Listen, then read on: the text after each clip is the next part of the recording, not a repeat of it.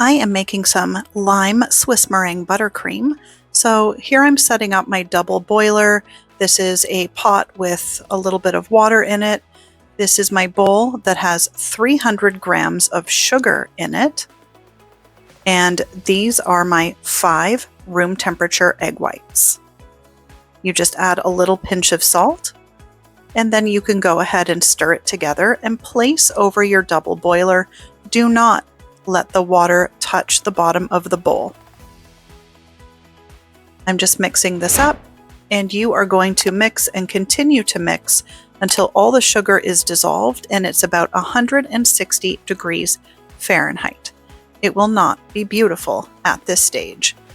Once you've reached that stage, go ahead and pour it into the bowl of your stand mixer.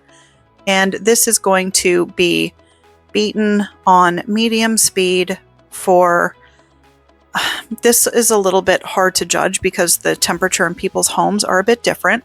So my house was really warm today, so I probably beat this for about 12 to 15 minutes. It was super annoying, but that's okay. Put on your whisk attachment and get that whipping. When you touch the outside of the bowl, you want it to be not cold, but not warm, because it will melt your butter. So this was about 6 minutes in, which was looking nice, and then this was getting towards the end. So it's got that beautiful marshmallow fluff texture.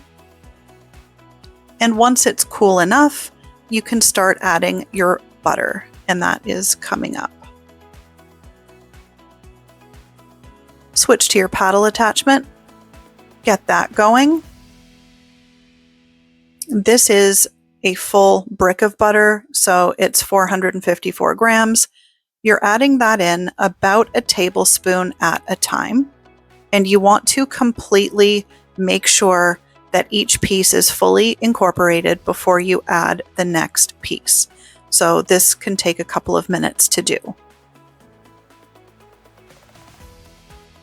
While you are doing this, you may notice that it becomes a little bit more soupy, or it can start to look weird or almost like the icing has broken. Don't worry about that. That should resolve itself by the time you add and mix in the final piece of butter. I know that's something that a lot of people freak out about. Mine got, I wouldn't call it soupy, but a little bit runny during this phase. And by the end of it, it was almost looking curdled. And then by the time it was done, it was looking nice and slick and smooth. See here, it's looking a little almost curdly, but as I continued to beat it, it sorted itself out, and that should happen for you as well. So at this stage, you can add in some vanilla. You can add in whatever other flavorings you want. It doesn't have to be vanilla.